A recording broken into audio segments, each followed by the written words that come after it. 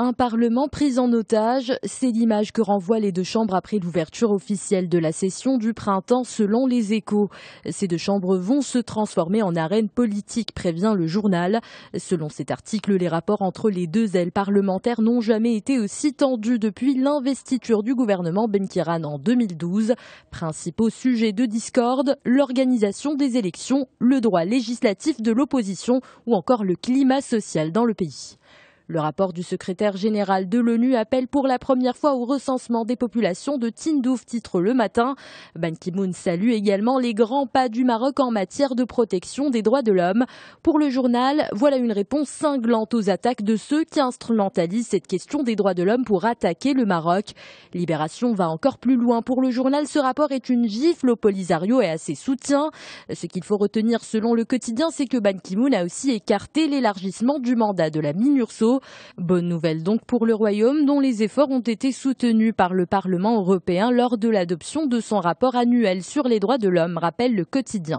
Économie dans les pages d'aujourd'hui, le Maroc, avec ce focus sur le projet de code du commerce extérieur. Le grand objectif du texte est de réguler l'importation, coincée entre accords de libre-échange et mesures protectionnistes. La protection du consommateur et le respect de brevets, des marques et des droits d'auteur. Voilà les nouvelles priorités marocaines en matière d'échange extérieur. Le projet présente une vraie rupture avec le passé. S'il est adopté, ce sera fini pour le business de la contrefaçon, conclut le journal. En Algérie, la révision constitutionnelle crée le désordre. Le débat autour de ce qu'El Watan qualifie de vieux projet part dans tous les sens. Dans une ambiance de confusion générale, le président du Conseil constitutionnel a dû hausser le ton pour recadrer les pourparlers entre les différents fronts politiques algériens. Tout est sujet à polémique. Même le mode d'adoption du projet est un sujet de désaccord.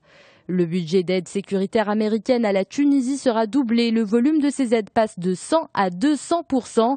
Ce sont là les propos du secrétaire d'État adjoint américain repris par le quotidien tunisien La Presse.